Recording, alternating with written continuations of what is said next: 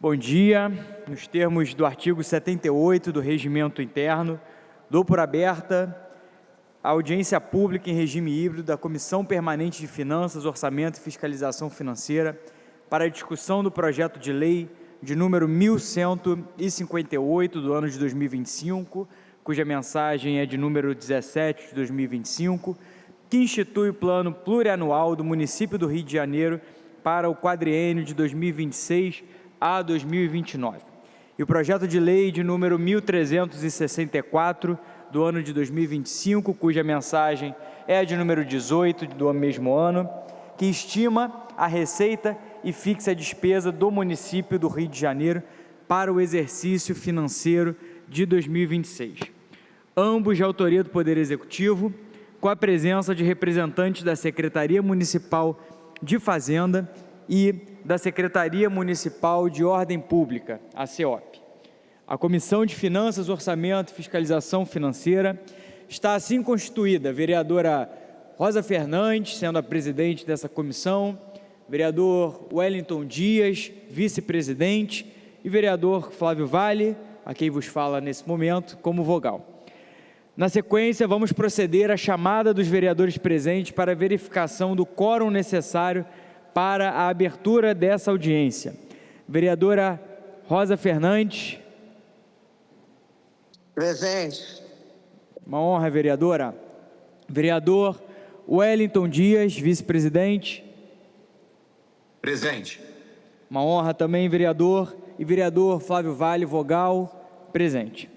Constatado o quórum mínimo para darmos início aos trabalhos, informo que a mesa está assim constituída: pela Comissão Permanente de Finanças, Orçamento e Fiscalização Financeira, a vereadora Rosa Fernandes, o vereador Wellington Dias e o vereador Flávio Vale.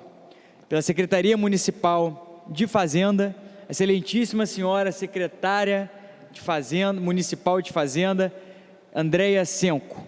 Desculpa, pulei o segundo sobrenome que é difícil de pronunciar.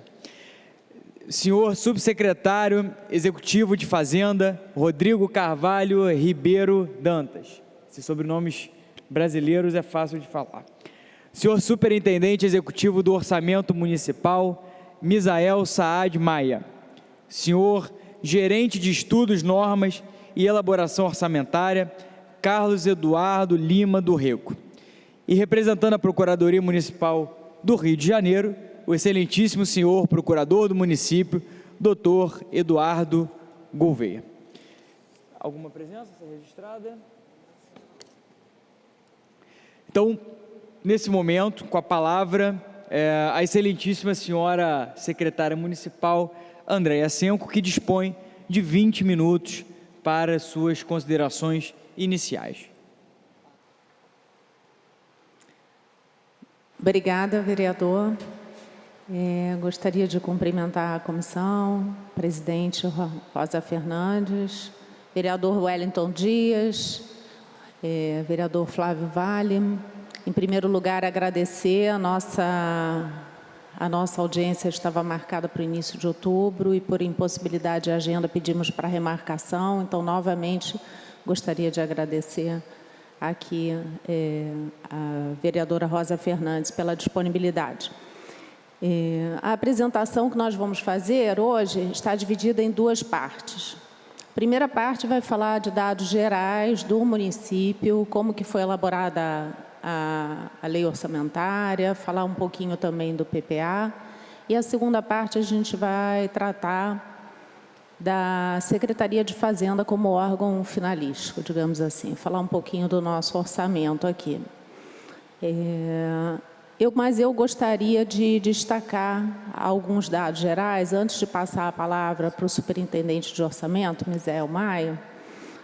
Em relação ao PPA, eu gostaria de destacar que esse é o primeiro PPA, deixa eu botar meu óculos aqui, eu fiz algumas anotações para não falar uma palavra errada. Esse é o primeiro PPA onde foi aplicada a metodologia do IEGM, que é o Indicador de Efetividade de Gestão, e também o selo de qualidade do TCM. Então, isso é uma inovação que nós estamos trazendo para esse novo plano plurianual. Em relação também ao PPA, é sempre importante dizer que ele integra todos os nossos planos elaborados ao planejamento estratégico, que foi entregue agora no final de julho, e ao plano de desenvolvimento sustentável, que também é algo inovador aqui no município do Rio de Janeiro.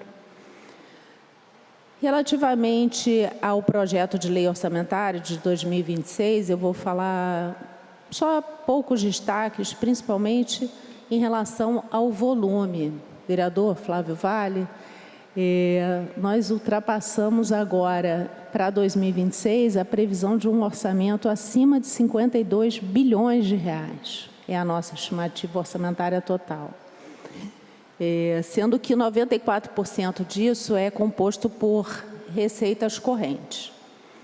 Em relação às receitas, novamente o destaque para o nosso principal tributo, o ISS, que tem uma estimativa de mais de 10 bilhões de reais também para o ano de 2026, e um crescimento em relação ao projeto de lei orçamentário de 2025 de mais de 10% também. Também gostaria de dizer que recebemos agora, semana passada, a confirmação pela Secretaria do Tesouro Nacional da manutenção da CAPAG-B pelo município do Rio de Janeiro. Nós já havíamos apresentado a nossa previsão aqui, a nossa conta, mas a Secretaria do Tesouro, ela termina de fazer essa validação sempre no final de outubro, e nós recebemos agora essa informação deles.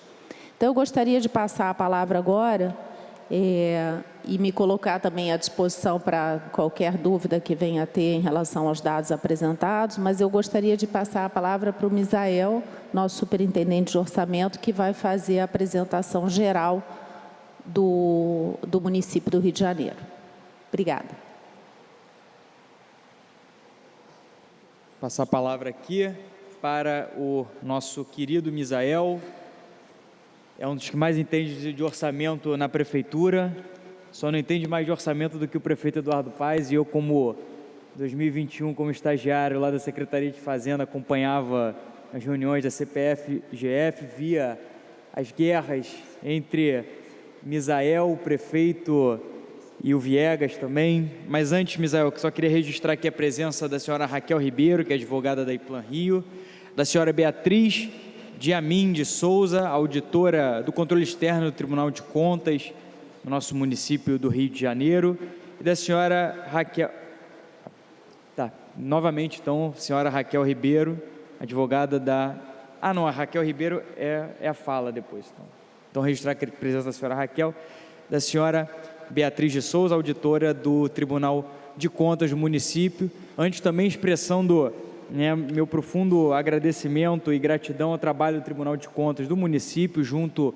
com o Poder Executivo, destacando que hoje, senhora secretária, saiu uma notícia de que a Secretaria Municipal de Saúde zerou o número de contratos emergenciais, fruto de um trabalho, um esforço coletivo entre o secretário de Saúde, Daniel Sorange, e o Tribunal de Contas do município, mostrando, destacando, evidenciando o fundamental papel desse órgão de controle no planejamento financeiro das secretarias. Então, com a palavra, senhor Misael. Bom dia. Vou iniciar cumprimentando a vereadora Rosa Fernandes, presidente da comissão, o vereador Wellington Dias, agradecer as palavras e cumprimentar o vereador Flávio Vale, cumprimentar os demais membros na mesa, na pessoa da senhora secretária Andréa Senco. Bom dia, senhoras e senhores. Dando continuidade, como a secretária mencionou, vou apresentar algumas informações que são gerais, com relação tanto ao PPA quanto ao projeto de lei orçamentária para o ano de 2026. Podemos seguir na apresentação. Como já foi adiantado, a gente trouxe algumas inovações, a intenção é sempre evoluir no plano plurianual, trazer as novidades da legislação e ele está condensando alguns princípios, a gente está dando prioridade para destacar os programas multissetoriais, ou seja, quais são esses? São aqueles que são comuns a diversas secretarias, para que seja possível uma melhor visualização quando da consulta geral. Como a secretária mencionou, a gente está trazendo um foco no controle externo, com base nas novas visões que estão sendo trazidas, né, com relação à análise de todas as metas, indicadores, índices, destinado à avaliação das políticas públicas. Buscamos sempre o aprimoramento de todos os produtos e indicadores para que seja possível uma clara leitura, né, das ações da Prefeitura. Integração dos planos, também mencionado pela secretária. Essa é uma visão, né, para que a gente possa, através de relatórios únicos e uma única consulta, você conseguir visualizar e entender melhor as ações municipais.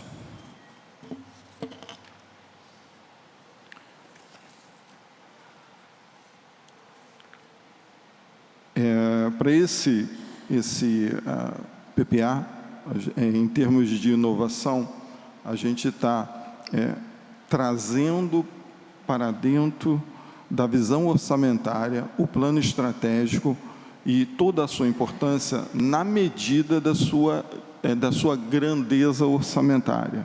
Então, hoje,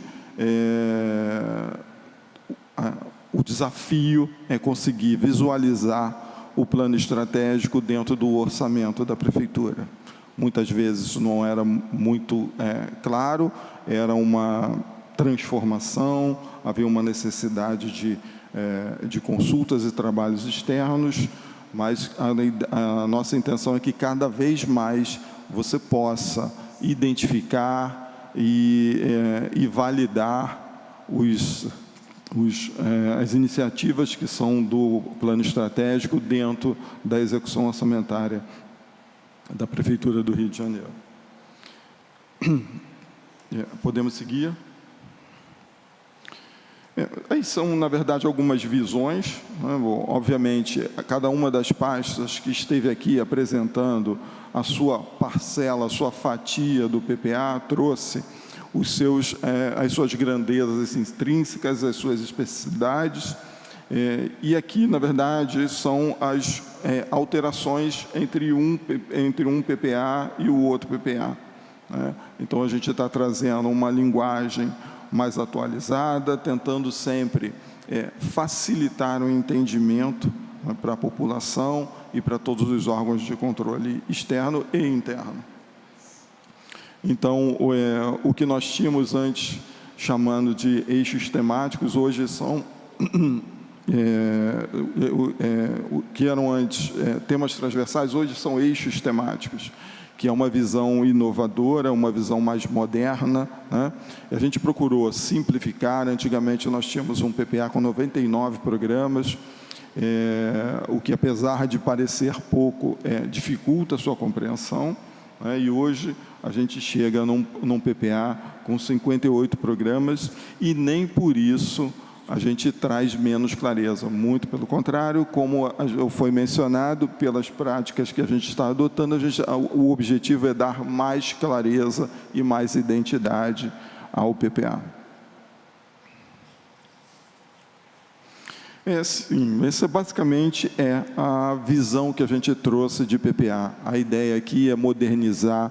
Eu sempre menciono nas audiências de PPA que o PPA que está sendo analisado, está sendo julgado, é o melhor PPA feito até aquele momento. Esse não foge à regra, tá? Esse não foge à regra. Esse é um trabalho árduo que traz dentro dele todos os desafios, novos desafios, que foram vividos ao longo do PPA anterior. Momentos em que a gente teve situações únicas na história mundial que afetaram também o Rio de Janeiro. Então, hoje a gente tem uma visão, né, de que é necessário, né, dentro do PPA, você conseguir unir todos os esforços e ainda assim conseguir demonstrar, mesmo que individualmente por cada uma das pastas, o esforço de cada uma das áreas e funções governamentais. Seguindo para o projeto de lei orçamentária anual, aqui já dimensionando a primeira fatia do PPA. Nós temos agora o ano de 2026, mas o nosso PPA vai até o ano de 2029. Né? Então, a gente tem aqui a primeira fatia, o ponto de início, né? O start, a linha de partida, né? De todo esse trabalho que foi inserido dentro do projeto de lei do Plano Plurianual. Então, esses são, na verdade, os índices que foram trazidos para todas as memórias de cálculo. Não é nenhuma novidade, também não é nenhuma característica única da Prefeitura do Rio de Janeiro, eis que os entes públicos eles se valem da tabela do Instituto Focus, que são previsões atualizadas, de fácil acompanhamento, fácil divulgação, pela página do Banco Central. Então, assim, esses são os índices que nós trouxemos para dentro dos estudos. Inicialmente, pode avançar uma, por favor? Como sempre nas apresentações de orçamento, a gente divide em duas etapas quando a gente menciona as grandezas tratadas. A lei orçamentária anual, ela estima as receitas, aí é um ato de realmente um estudo, uma previsão, uma projeção diante daquelas informações que estão disponíveis no início dos estudos, feito por equipes extremamente competentes e dedicadas. Então, ele estima a receita e fixa a despesa, respeitando, assim, o princípio do equilíbrio fiscal.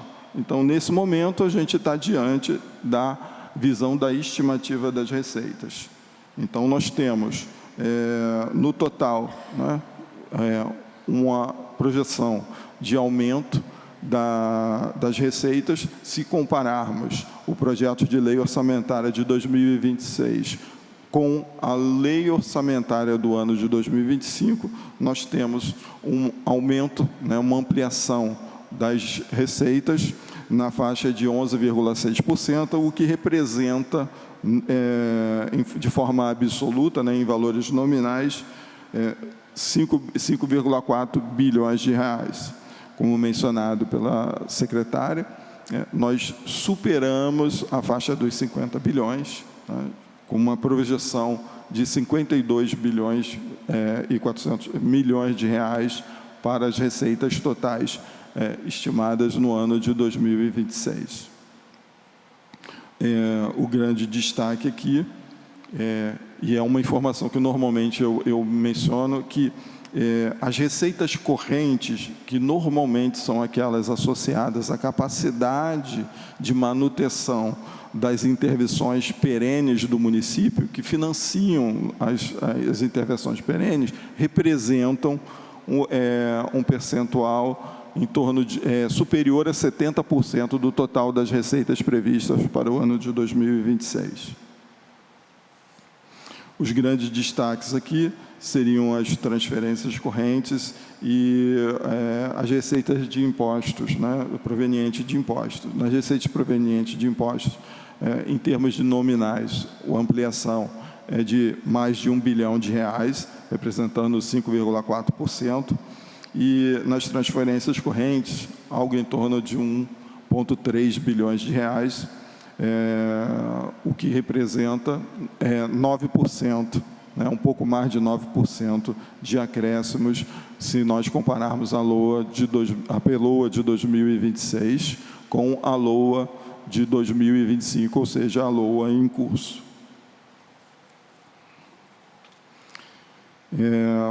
Temos a ampliação nas receitas de capital também. De um modo geral, podemos ver que todas as linhas elas têm um acréscimo positivo, né? Exceto pequenas uma exceção, né, que, apesar de ser negativa, é favorável. Então, a gente vê todo um trabalho aí de acompanhamento, de seriedade, que a Prefeitura da cidade do Rio de Janeiro dedica às receitas, o que nós podemos sempre confirmar nas nossas reuniões de prestação de contas das metas quadrimestrais. Podemos seguir. Aí é que, nesse momento, a gente abre aquele grupo principal, que são as receitas de impostos, ou seja, são aquelas que vêm do fruto da fiscalização municipal e dela decorrem. Então, já mencionado, o aumento de 5,4%, e aí nós temos de destaque, né, o grande desempenho que as receitas sobre serviços, né, o ISS, vem tendo, e a estimativa é a manutenção desse bom desempenho, gerando aí quase que todo o ganho, né?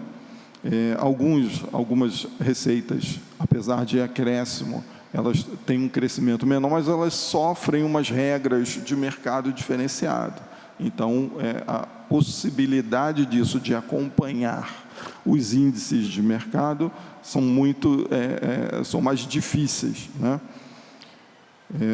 Mas o grupo, né, esse grupo aí, o grupo mais importante, ele tem esse crescimento já mencionado. A gente supera a faixa de 20,5 bilhões de reais em receitas estimadas para o ano de 2026.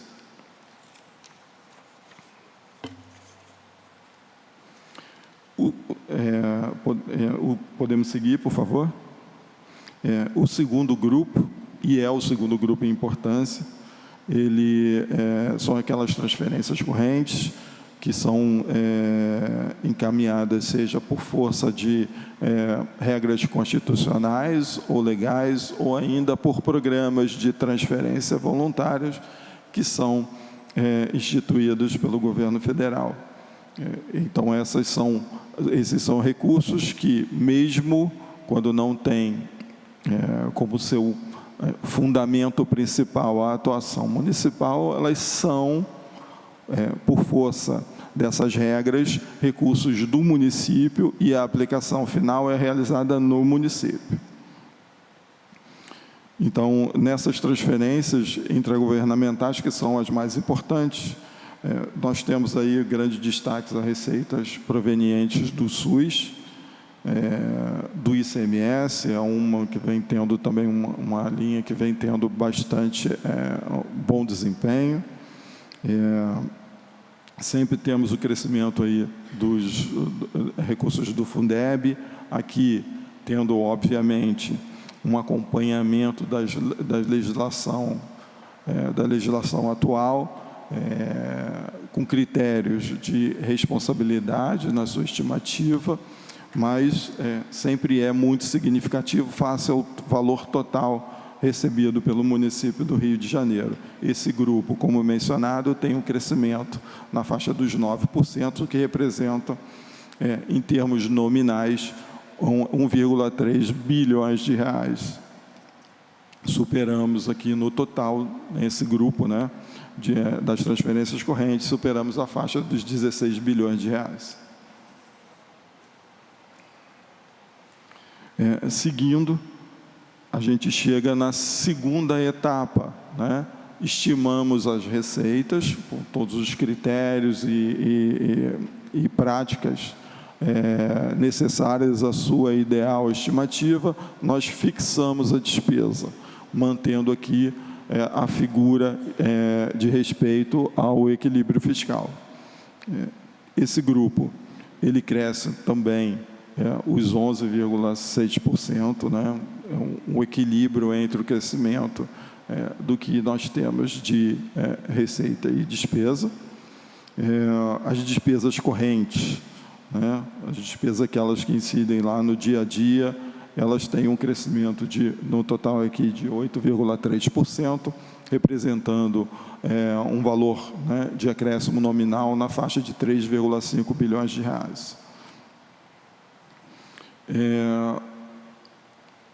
O grande destaque né, seriam as outras despesas correntes, onde estão situadas aquelas despesas de manutenção da prefeitura, né, e mesmo sendo chamadas de despesas correntes, elas encerram, né, em sua grande maioria, diversas entregas que são realizadas à população através das funções de governo.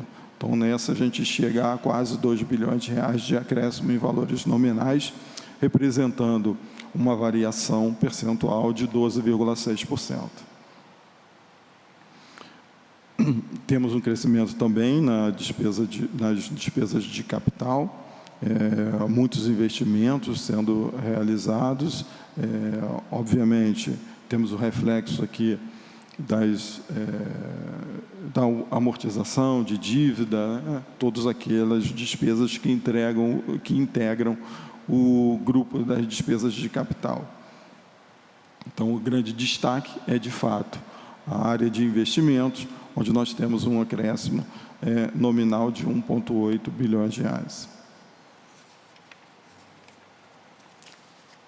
No próximo quadro, esse acréscimo ele também fica evidenciado, é um quadro histórico que a Prefeitura apresenta com relação ao que a gente chama de índice de investimento total, que é uma confrontação entre o investimento e a despesa total. Para o histórico, comparação com os anos anteriores, é uma linha histórica que a gente apresenta desde 2009, a gente considera para os anos findos, a gente considera o empenhamento total em investimento diante da despesa total, né? A sua representatividade diante da despesa total. Obviamente, para o ano de 2026, o que a gente tem são os recursos inicialmente planejados para a área de investimento, face, né, à despesa total que está fixada na lei.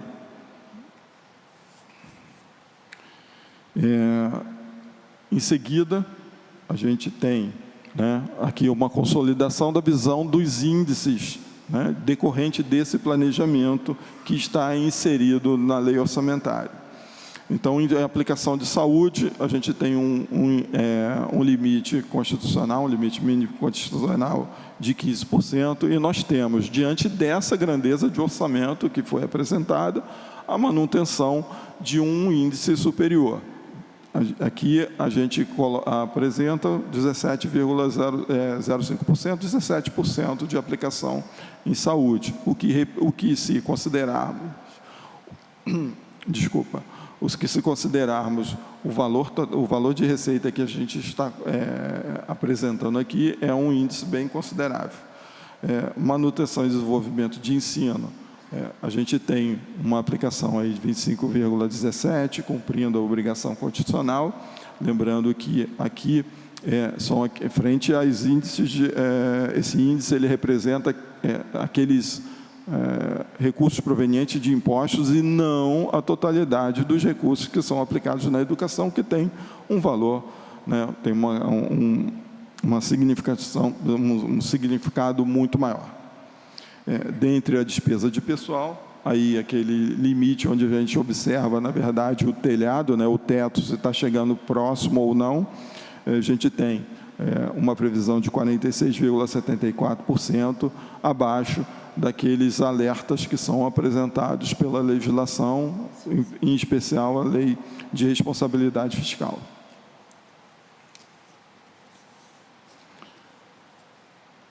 Fechando, né, na parte final, agora as apresentações elas confrontam receita e despesa, né, e são, na verdade, requisitos obrigatórios das leis orçamentárias. A gente inicia com o resultado primário. Atualmente, seguindo as normativas da 14ª edição do Manual dos Demonstrativos Fiscais do STM. Então, se confrontarmos o que nós temos de receitas e despesas, aqui existem algumas características, né? Nós retiramos algumas receitas que, na análise, né, do resultado primário, elas tendem a, se incluídas, elas tendem a contaminar o resultado, porque estaríamos diante de receitas contadas duas vezes. Da mesma forma, a gente analisa a despesa sob o mesmo critério, para que você possa ter um resultado, né, uma indicação, um marco a ser alcançado, né, uma meta condizente com a realidade. Então, nós temos uma meta de resultado primário na faixa de 721 milhões de reais. Hoje em dia, o sinal positivo é um sinal positivo, né? A segunda, o próximo quadro, ele é a segunda análise entre... É o seguinte mesmo, né? Que agora é o resultado nominal. Aí aqui a gente vê, dentro de tudo aquilo que foi executado, ou seja, dentro da execução prevista para as receitas fixadas, onde nelas estão incluídos todos os seus grupos de despesas, o que aconteceu com os serviços da dívida, se seu endividamento está aumentando ou diminuindo. Também aqui, pela nova metodologia, o que se busca, né, para a identificação se há uma redução ou não do endividamento é o sinal positivo. Então, verificamos, né, um resultado nominal aí positivo na faixa de 1,5 bilhões de reais, né, devidamente em acordo com as novas regras do Manual de Demonstrativos Fiscais. Esses são os números, esses são os dados, essas são as informações orçamentárias que se inserem na Lei Orçamentária Anual. Essa parte eu dou por finalizado, me colocando, assim como a secretária se posicionou no início, à disposição para eventuais dúvidas, sendo certo que a gente tem a segunda etapa na apresentação da Fazenda, que são referentes à Fazenda enquanto pasta. Obrigado.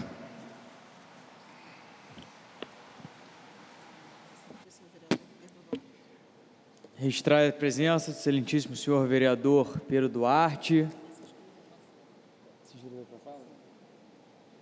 Agora, cadê o...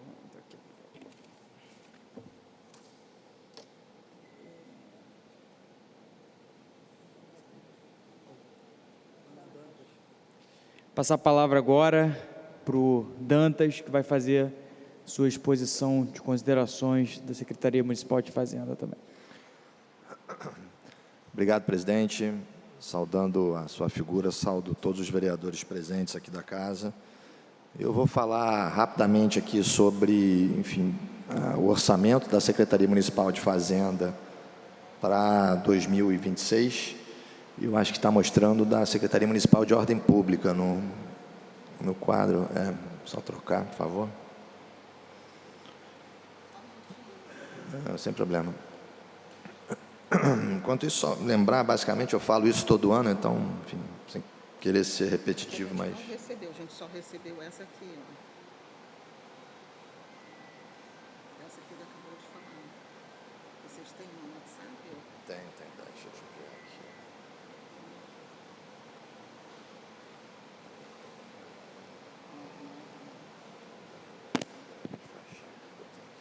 Aproveito para informar que as inscrições para fala estão abertas. Aqueles que quiserem fazer o uso da palavra, por favor, inscrevam-se. E os que tiverem pelo Zoom, manifestem-se no chat. Eu mandei para ele. Deixa eu te cadastrar. Exatamente.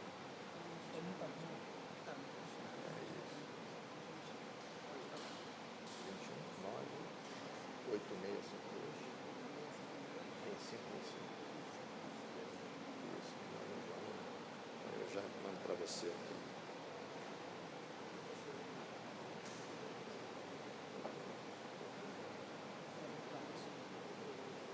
Tá. Deixa eu te achar aqui.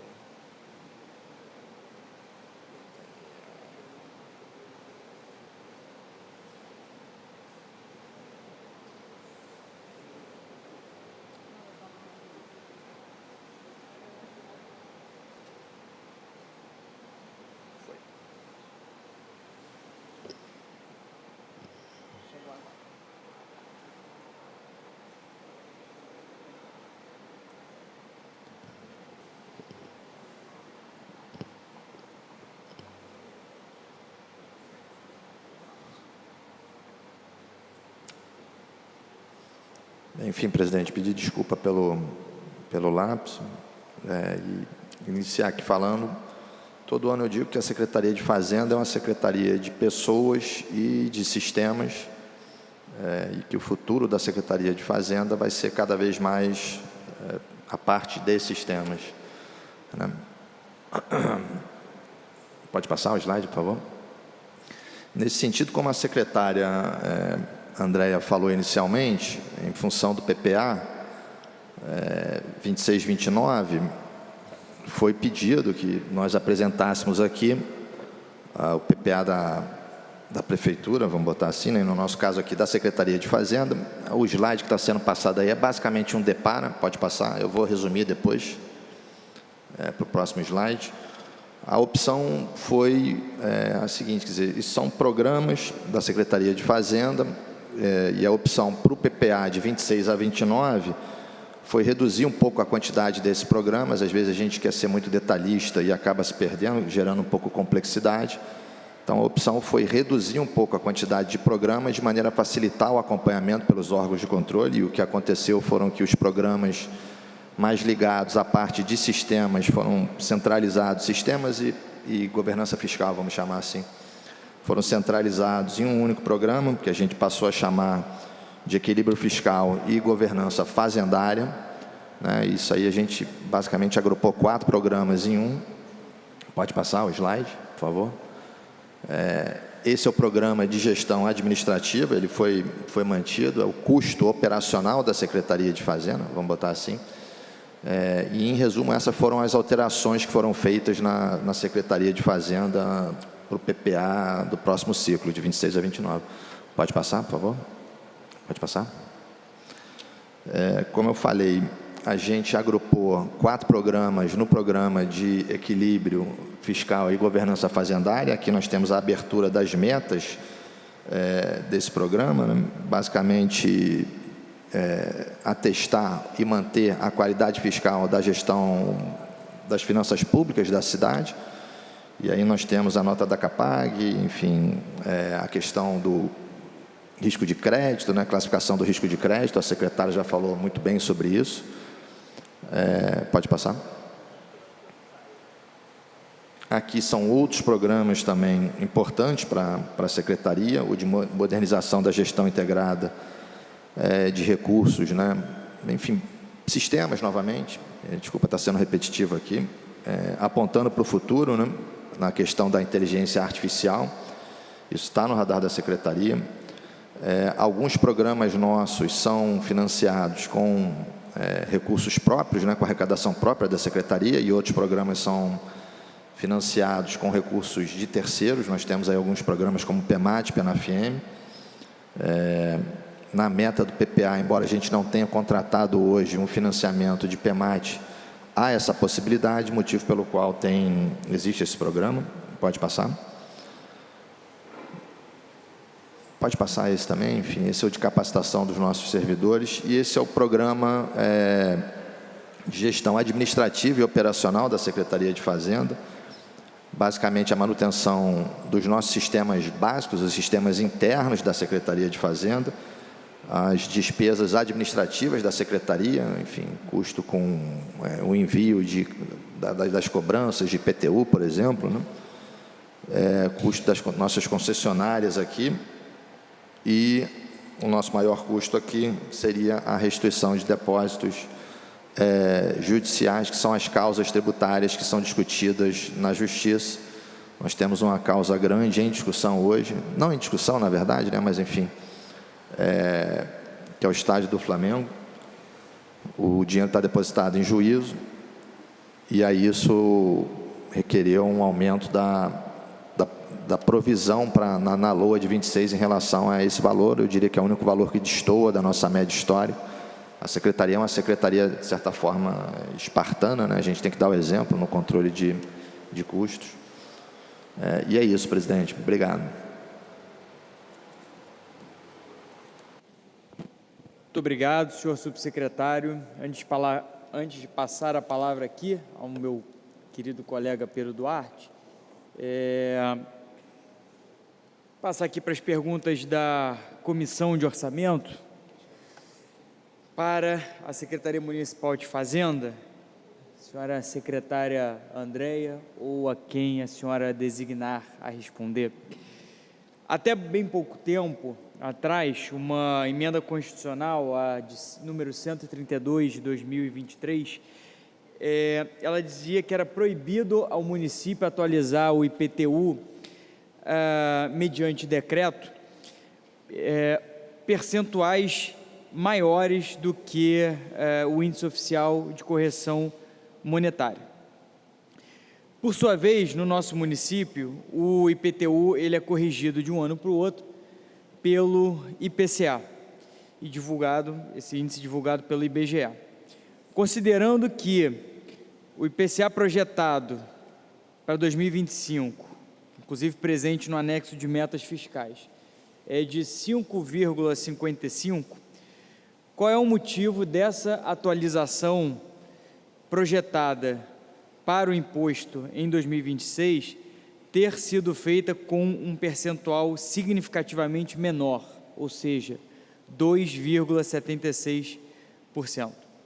Segunda pergunta: será encaminhada a essa Casa de Leis uma proposição para atualização da base de cálculos do IPTU nos moldes do modelo apresentado pela Associação Brasileira de Secretaria de Finanças de Capitais? São essas perguntas da comissão.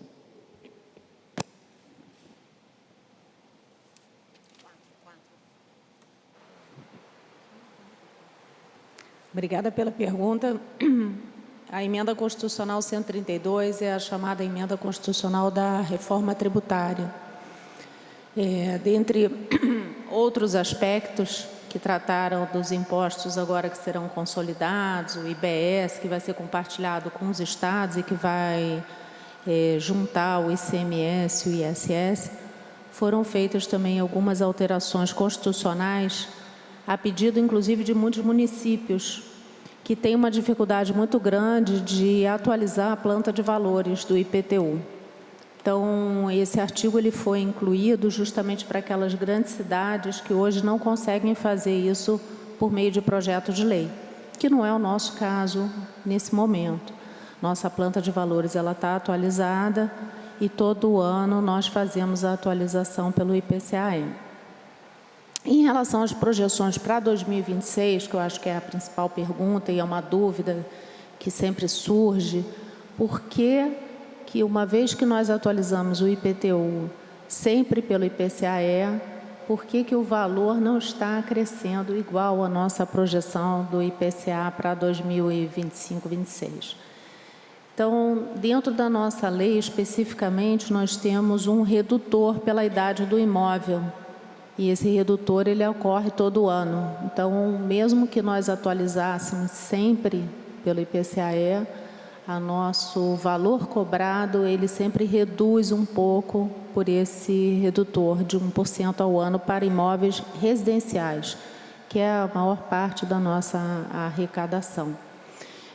Outra questão também é que dentro da previsão para 2025, havia já uma previsão de nós fazermos como se fosse uma adesão que foi feita para conciliação e um refis que nós fizemos agora, esse ano, que foi aberto para adesão dos nossos contribuintes pela dívida ativa de pequenos valores, pequenas dívidas de IPTU até R$10 mil, que foi aberto para fazer esse pagamento. Então, a nossa receita de 2025 ela já estava um pouquinho maior, portanto, fez com que esse crescimento em relação ao projeto de lei, a LOA aprovada para 2025, ao projeto de lei de 2026, ficasse um pouco abaixo do IPCA. Muito obrigado. Passar a palavra agora ao vereador Pedro Duarte.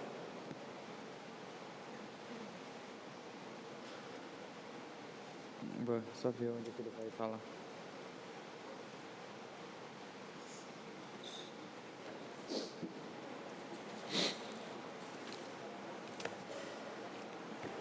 Bom dia, presidente, vereador Flávio Vale, cumprimentar os demais vereadores em seu nome, cumprimentar em nome da secretária Andréia Senco todos os representantes do Poder Executivo e cumprimentar também todos aqueles que nos acompanham na audiência de hoje. Presidente, são 3 perguntas. A primeira é com relação às despesas com juros e encargos da dívida, que em 2022 eram de 804 milhões, passaram para os projetados de 2026 para 1,2 bilhão, né, um aumento de quase 50% ao longo desses 4 anos. Nos últimos anos, a diferença entre o valor previsto na LOA e o realizado vinha diminuindo, mas, no entanto, agora, para a LOA 2025, tivemos um estimado de 1,03 bilhão e o painel do serviço da dívida indica, né, esse crescimento de quase 100 milhões de reais para 1,135 bilhão.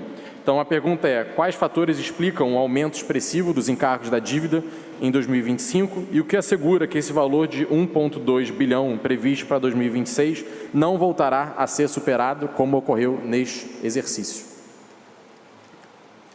A segunda pergunta, de certa forma, se relaciona com a primeira, que é a questão desse aumento que nós temos visto do endividamento da cidade, do gasto, portanto, com os encargos da dívida. Nós temos um crescimento previsto para o ano que vem na COSIP, né, a contribuição de iluminação pública, em função de uma lei aprovada nesta casa, apesar do meu voto contrário, né, que aumentou a taxa de iluminação pública. Tinha uma arrecadação de por volta de 477, 480 milhões de reais, e a previsão enviada pela própria Prefeitura é de um aumento de arrecadação para 1,4 bilhão. Então, um aumento aí de por volta de 1 bilhão de reais, caso confirme-se o projetado, de taxa de iluminação pública. Não seria, portanto, razoável utilizar uma parte da COSIP, desse aumento de arrecadação novo, para abatimento da dívida, dado que nós vemos o crescimento desse endividamento e o aumento do pagamento do gasto com encargos? Não seria prudente nós utilizarmos essa nova receita para diminuir esse gasto com os encargos, com o endividamento da Prefeitura? E a terceira pergunta, até o subsecretário Dantas, a quem também cumprimento, já amigo de longa data, o senhor chegou a comentar da restituição de depósitos judiciais, né, e pontuou essa questão envolvendo o estádio do Flamengo. Se pudesse detalhar um pouco mais, porque nós vimos que esse número, em 2024, ele foi de 24 milhões, né, na ação, no programa, no restituição de depósitos judiciais. Este ano, 118 milhões até outubro, e o projetado para 2026, 415 milhões. É um aumento muito expressivo, né? Nós saímos de 24 milhões em 2024 para 415 milhões. Isso se deve exclusivamente a essa briga judicial envolvendo o estádio do Flamengo. Aí, se puder detalhar exatamente que briga é essa, ou tem outras ações judiciais em curso que estão levando a isso, né? Porque um depósito judicial talvez nos leve a refletir, por isso gostaria de entender mais, se a Prefeitura não está insistindo em teses fazendárias que podem estar aumentando um passivo judicial e que talvez seja um momento de abrir mão dessas teses, né? Uma, por exemplo, não sei se é o caso especificamente aqui, mas a questão da discussão do ITBI, que já vem sendo pacificado no STJ, que deve ser pelo valor negociado, e eu ouço muito relato, né, das pessoas dizendo que o ITBI muitas das vezes continua sendo cobrado pelo valor que a Prefeitura arbitra.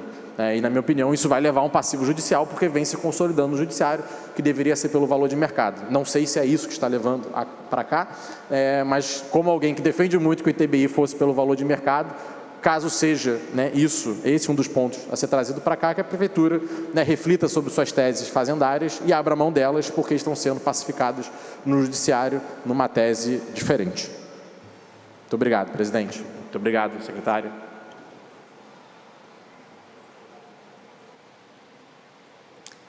Obrigada pela pergunta, vereador Pedro Duarte. Cumprimentando, então, agora. Essa questão dos encargos de juros da dívida projetados para 2026 já estava previsto quando nós, inclusive, apresentamos os projetos sobre os novos financiamentos que foram votados por essa casa. Os financiamentos, na sua grande maioria, que foram contratados recentemente, são projetos para investimentos com a área de transporte público, muitos deles para compra de ônibus do BRT, que só assim foi possível colocar todos os ônibus rodando já desde 2023 na rua, no novo sistema BRT. Isso é importante a gente separar, e eu acho que aqui é um momento, talvez, que é sempre bom voltar a falar sobre essa questão numa audiência pública, que não existe aumento do endividamento pela Prefeitura. Os nossos dados da dívida, tanto contratual, consolidada, dívida pública, eles estão reduzindo, tanto em termos nominais quanto reais. Nós temos esses dados apresentados pelos nossos relatórios de transparência, bem como pelo BI que nós montamos justamente para esse acompanhamento. Então, isso é uma informação importante, justamente pelo fato de nós estarmos amortizando bastante, pagando juros, isso significa que a nossa dívida total, ou seja, aquilo que está no nosso estoque, está reduzindo. Em relação ao valor apontado para 2026, nós sempre somos muito conservadores nessa questão. A gente prefere deixar o dinheiro lá e, ao longo do ano, então, conforme as projeções vão se realizando, nós vamos reduzindo. E por que a gente não tem esse valor totalmente correto já quando a gente faz elaboração? Tem uma parcela da dívida que depende da taxa de câmbio. Então, são feitas projeções com bases que a gente tem no momento quando a gente fecha a PELOA. Então, tem projeção que é feita com taxa de câmbio, então a gente depende da variação da taxa de câmbio. Tem outras projeções, por exemplo, que são feitas com a taxa Selic, que são os últimos financiamentos que foram feitos todos com base no CDI, que nós vamos começar a amortizar agora. Então, hoje, nós havíamos tinha uma expectativa, inclusive de 2025, de uma possível queda da Selic, que não aconteceu. A gente continua mantendo, todas as reuniões agora confirmaram a taxa de 15%. Para 2026, a gente está prevendo até uma queda na PELOA, mas nós não colocamos isso na nossa projeção. Nós estamos mantendo, inclusive por conservadorismo, uma taxa um pouquinho maior. Tá? Em relação à questão dos depósitos judiciais, aí eu vou explicar. Existe hoje tudo que é depositado em juízo, onde o município do Rio de Janeiro é parte, seja direto ou indiretamente, como é o caso, por exemplo, do terreno lá do Flamengo, tudo isso é depositado em juízo no TJ, numa conta do Banco do Brasil. E existe hoje um mecanismo que é de uma lei complementar, acho que é 151, lá do governo federal, que permite que 70% desse valor que está depositado em juízo o município utilize.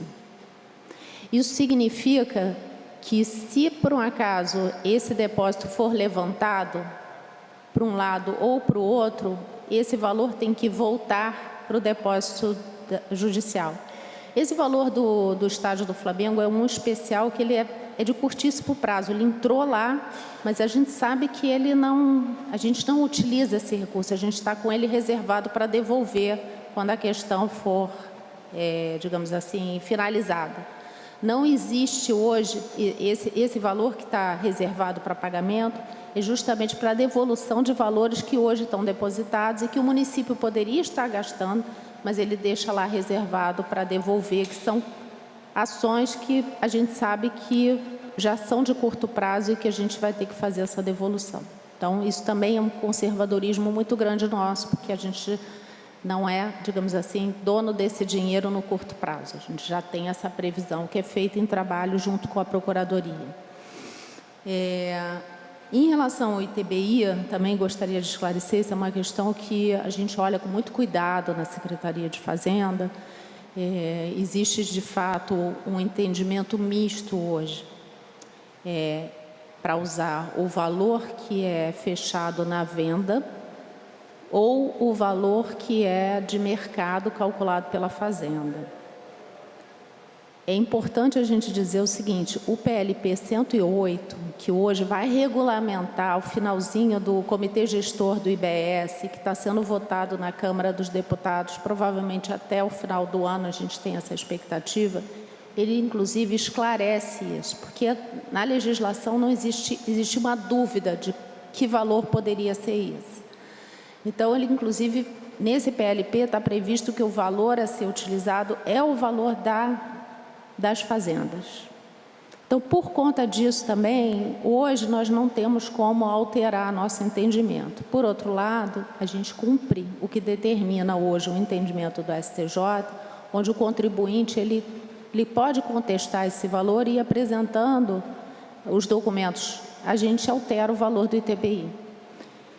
Não fazemos isso direto, a gente apresenta um valor, o contribuinte também apresenta um valor e ele pode pagar e contestar esse valor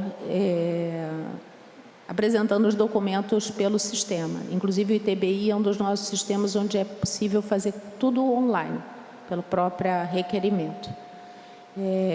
Então, só para esclarecer essa questão do ITBI, que a gente está com um olhar que isso deve ser definido, inclusive, provavelmente, inclusive, por meio de lei complementar federal.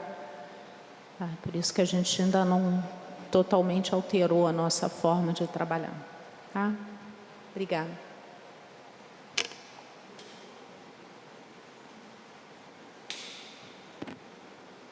Secretária, só antes de passar aqui a palavra para a senhora Raquel Ribeiro, umas considerações aqui também da Comissão de Finanças e de Orçamento, e também como vereador aqui dessa casa,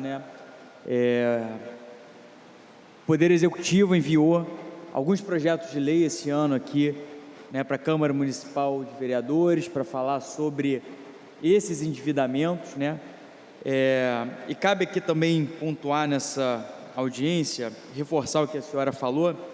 Em 2020, a dívida contratual da Prefeitura era de 19,17 bilhões de reais, trazidas a preços constantes.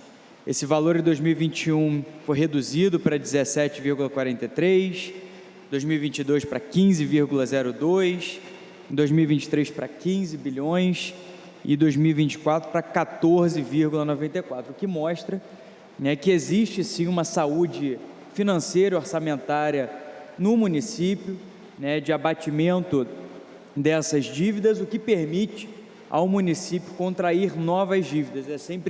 Sempre é bom destacar que para entes federativos, para grandes empresas, o endividamento nem sempre ele é algo negativo. Por isso que você precisa fazer um planejamento. E foi com base nisso que a Comissão de Finanças deu os pareceres favoráveis aos projetos de lei do Executivo enviados a essa casa para os endividamentos. Quando a gente fala de contratação do serviço da dívida do município, nenhum desses pedidos de endividamento foi, por exemplo, para pagar folha, foi para pagar despesas correntes, e sim investimentos. E quando a gente analisa a capacidade de investimento do Poder Executivo, em 2019 a gente tinha 2,7% da despesa total. Esse valor hoje, ele chega a quase 10%, valores até quase iguais a de 10 anos atrás, quando o Rio se preparava para receber uma Copa do Mundo e as Olimpíadas da cidade. O que mostra que a gestão tem, sim, contraído dívida, mas com capacidade de pagamento e revertendo isso a investimentos.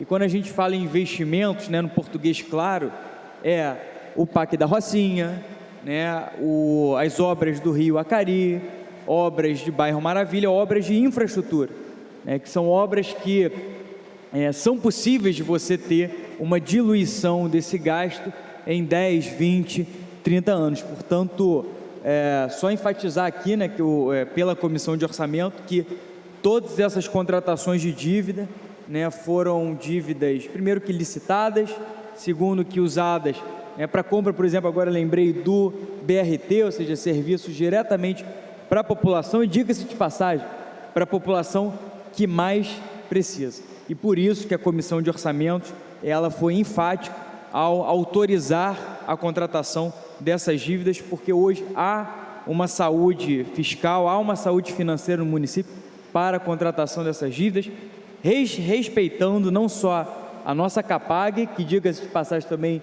passou de C para B, e hoje a gente está com esse esforço para voltar a CAPAG A, mas também respeitando todos os limites da Lei de Responsabilidade Fiscal. Se de um lado a gente tem o Estado do Rio de Janeiro quebrado e sem essa capacidade para contrair novos empréstimos. Do outro lado, na Prefeitura do Rio, temos sim condição de se endividar de forma saudável, natural, igual qualquer grande empresa do nosso país. Passar a palavra aqui agora para a senhora Raquel Pinheiro, advogada da Empresa Municipal de Informática e Plan Rio. Muito obrigado.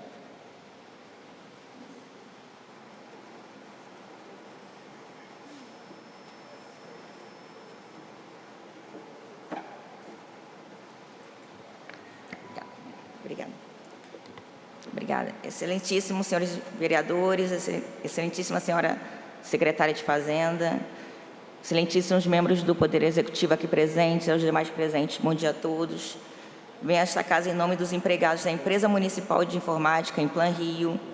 Tem uma questão de verba salarial que deve ser paga e aproveito aqui esse espaço para tratar do tema.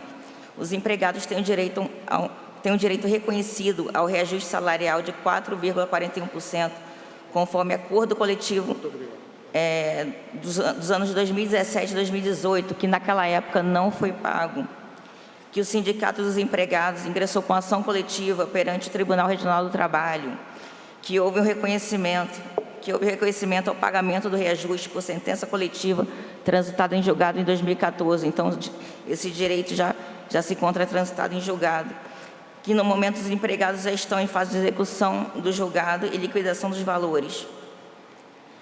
Ocorre que a Empresa Municipal de Informática, em Plan Rio, não vem efetuando os pagamentos, mesmo com decisão judicial determinando esses pagamentos, gerando insegurança jurídica para os empregados que estão desde 2017 aguardando o pagamento desses valores, que, diga-se de passagem, de natureza salarial, de natureza alimentar.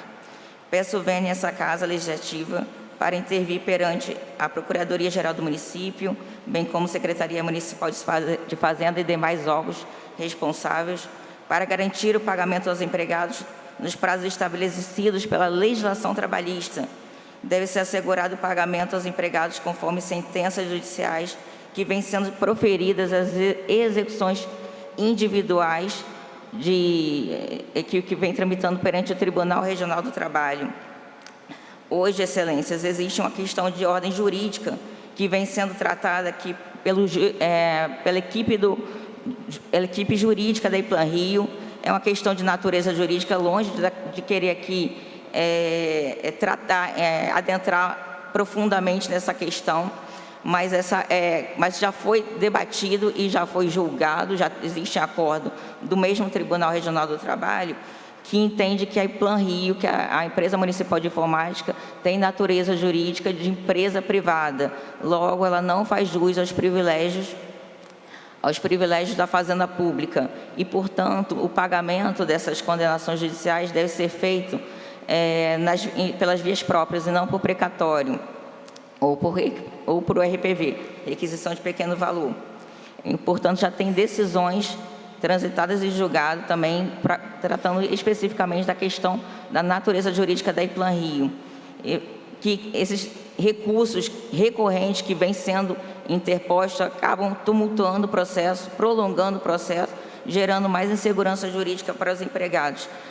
Peço vênia também para que sejam cumpridas as decisões judiciais nos prazos estabelecidos, garantindo o pagamento dessas verbas de natureza salarial. Tem-se conhecimento também, por fim, que existe um teto, foi estabelecido um teto de até 10 salários mínimos para pagamento através de requisição de pequeno valor, RPV, e a grande maioria dessas condenações judiciais já está ultrapassando esses valores. Então, por conta disso, acabaria o pagamento, segundo as pretensões do jurídico da Plan Rio e seus diretores, que acabaria o pagamento por precatório, que prolongaria mais ainda, gerando mais insegurança jurídica para os empregados que estão aguardando, repito, esse pagamento que é do ano de 2017.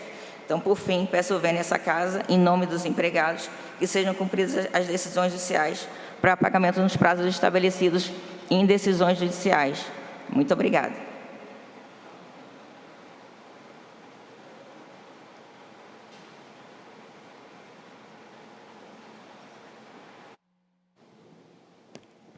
Agradecer a participação da senhora Roberta. Puxa o papel dela só para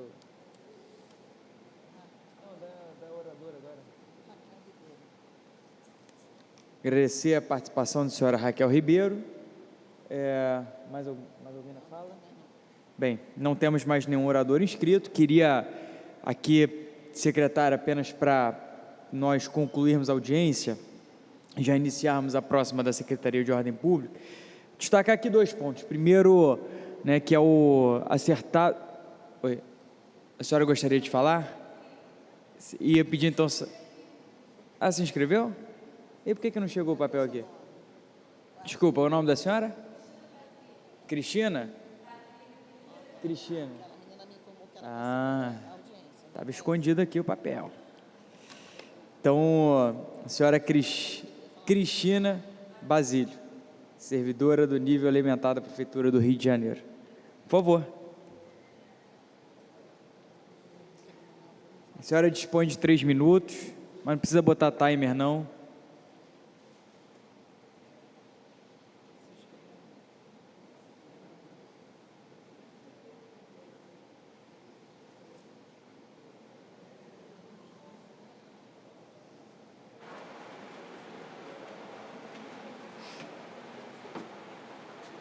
Bom dia a todos e todas, bom dia a todos que compõem a mesa, o vereador Flávio Vale, a secretária Andréa Senco e a nossa secretária Rosa Fernandes, vereador Wellington Dias e a todos da casa, a todos que estão presentes.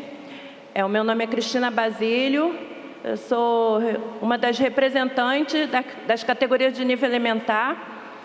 Somos servidores que já estamos vindo aqui à Câmara já há bastante anos vindo aqui, né? Nós estamos pleiteando o plano de cargo e salário de nível elementar.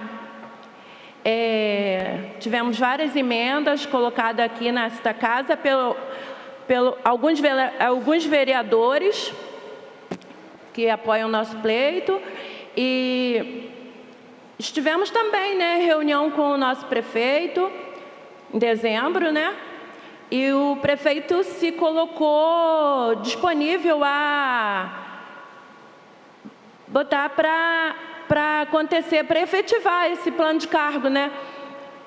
E aí nós tivemos reuniões, estivemos com a secretária do Meio Ambiente também, que é ela que fez o elo, né, entre um grupo da categoria e o prefeito, e nós estamos no aguardo, né? Está tramitando, tem um processo que está na mesa do chefe de gabinete do prefeito, né? O seu Fernando Dionísio, e nós estamos aguardando e viemos aqui mais uma vez para pedir que todos nessa casa venha a estudar um pouquinho, conhecer aqueles que não conhecem, quem chegou agora, alguns vereadores estão novos na casa, né? Ainda não conhece a nossa luta, mas os antigos conhecem muito bem, que estivemos aqui muitas, infinitas vezes. E nós somos categoria já que não existe mais nossos cargos na prefeitura, principalmente agora com a terceirização, né? Nós somos os últimos dos moicanos, né? Já somos muitos idosos, com salário, vencimento abaixo do salário mínimo, R$500 na média, abaixo do salário mínimo. Então, a gente, categoria sofrida, a gente está pedindo socorro, viemos aqui toda hora pedir socorro, pedir, pelo amor de Deus, olhe para nós, nos ajude, acelerem, por favor, essa causa, esse pleito, que ele venha se concluir. Nós fomos incluídos várias vezes aqui na lei orçamentária, esse ano acredito que também estamos sendo incluídos, né? E estamos aqui com um grupo, a categoria aqui, ó, nossos companheiros. Coloque-se de pé, por favor, meus amigos, para que todos vejam vocês. Isso aqui é só um pequeno grupo, porque não podemos estar aqui, estamos no nosso trabalho, né? Estamos no dia a dia, médico e tudo mais. Então, eu agradeço a todos vocês que compareceram, e Deus abençoe a todos, e vamos seguir firme, crendo na nossa vitória. Eu creio que isso vai acontecer, ou esse ano ainda, eu creio, ou no mais tardar no início, antes do nosso prefeito sair, para ir, né? Para onde ele queira eu possa ir, né? Isso aí é outra questão. Então, vereadores, pedimos aí vocês que tenham sensibilidade para a causa dos servidores de nível elementar, tá bom? E a nossa prefeitura, ela é rica, nós sabemos, nós, graças a Deus, temos um prefeito que sabe dirigir, direcionar muito bem, né, as verbas do município. Então, nós sabemos que nós temos poder de acontecer isso, nosso pleito ser realizado, ser concluído, porque, graças a Deus, a prefeitura não está no vermelho, porque temos um bom gestor. E esperamos que tenhamos uma resposta. A secretária também viemos algumas vezes no antigo, na gestão anterior do prefeito, né? Solicitamos me perdoe que eu estou nervosa. Solicitamos o quantitativo de quanto nós somos. E o impacto também que causaria, né? Nós tivemos também reunião com o secretário Marcelo Queiroz há pouco tempo, eu até tive aqui na reunião, na outra audiência também, que ele esteve presente. Então, nós estamos fluindo, estamos sendo atendidos, ouvidos, só precisamos que seja concluído, né? Secretária, o secretário pediu para ver o quantitativo. Nós pedimos, a senhora pode ver e nos dar uma resposta? A senhora da Fazenda, eu creio que é na Fazenda que dá essa resposta. Podemos contar o quantitativo de servidores de nível elementar? Então, aqui eu termino minha fala. Eu aguardo a resposta, que o nosso prefeito também venha nos chamar mais uma vez para conversar e que ele envie para a Câmara, que só precisamos que ele envie para cá o projeto, né? Que o Executivo concluir, tem que enviar para o Legislativo. Muito obrigada, um bom dia a todos. Deus abençoe. Muito obrigado. Convido agora o senhor Jefferson de Campos, analista de sistema da Empresa Municipal de Informática, em Plan Rio. Dispõe de 3 minutos para sua fala.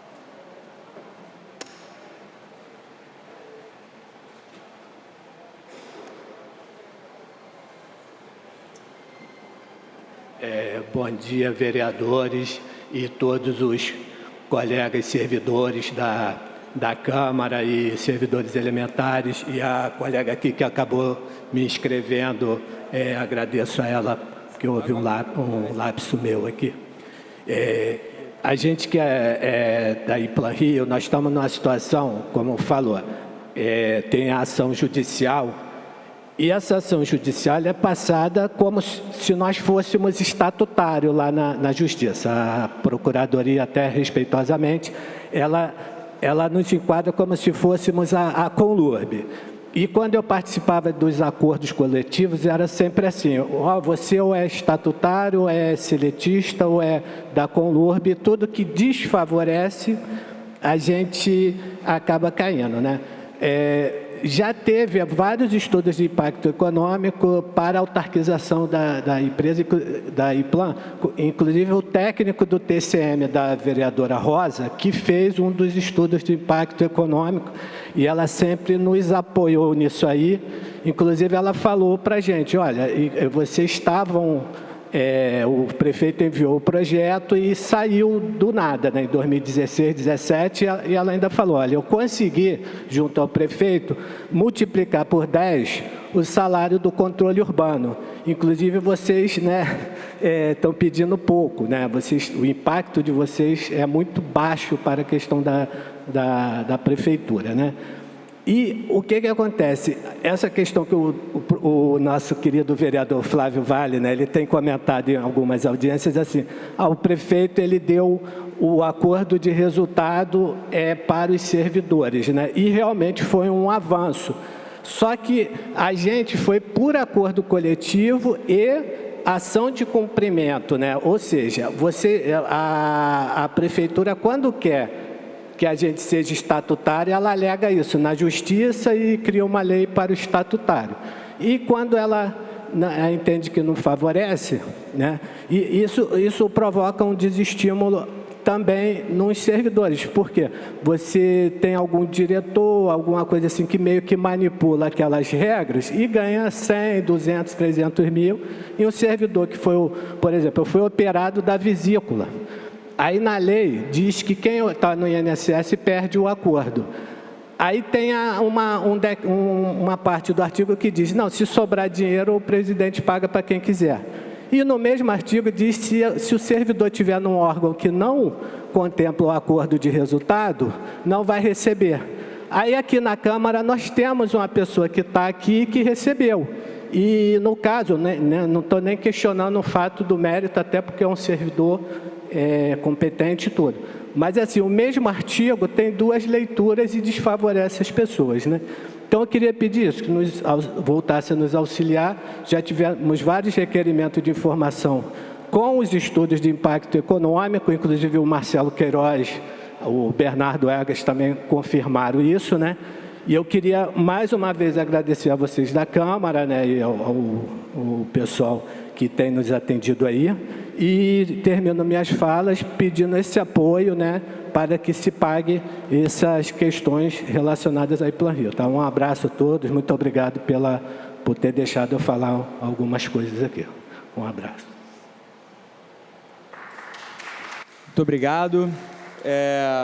Temos mais algum inscrito? Tá bom. Só fazer aqui considerações finais pela Comissão de Orçamento, para concluirmos. Queria agradecer. Você? Então, passar a palavra aqui para a secretária para suas considerações.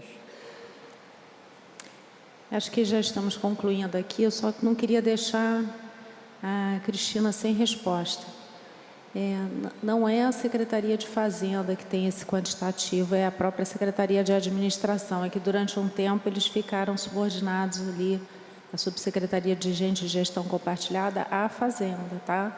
Mas eu acho que voltando lá no secretário Marcelo Queiroz, essa informação deve ser de fácil conseguir, tá? Obrigada.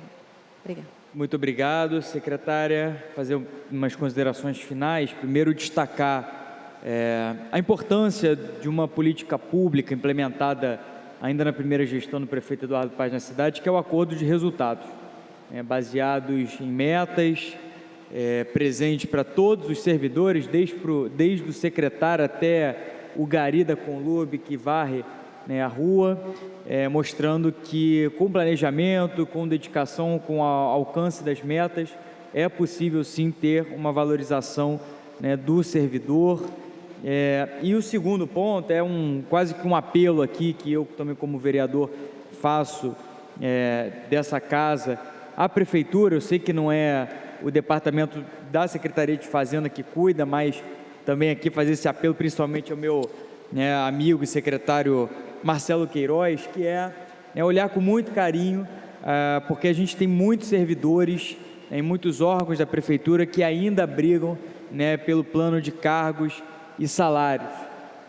Eu me lembro quando eu era subprefeito, uma coisa que eu sempre conversava com os guardas municipais, a guarda municipal também precisa de um plano de cargos e salários. Hoje, né, o servidor, o guarda municipal tem virado inspetor através de um processo judicial, né, quando certo deveria ser, né, o Poder Executivo, eu falo nós porque eu era do Poder Executivo até um ano atrás, mas o certo era a prefeitura ter, né, esse plano de cargos e salários, não só para os guardas municipais, mas para todas as categorias da prefeitura. Então, encerro essa minha fala, essa audiência com esse apelo. Tenho certeza que a secretária terá a sensibilidade de encaminhar ao prefeito e aos outros secretário de administração. E gostaria de dizer que... cadê o final aqui? O roteirozinho do final. É isso aqui, né? Não havendo mais quem queira se manifestar, agradeço a presença de todos e dou por encerrada essa audiência, agradecendo também os setores da Secretaria-Geral da Mesa, Diretoria de Comissões, Debates e Atas, Taquigrafia, Som, Cerimonial, Segurança, DTI, Diretoria de Comunicação, Serviços Gerais, Copa e Manutenção. Muito obrigado.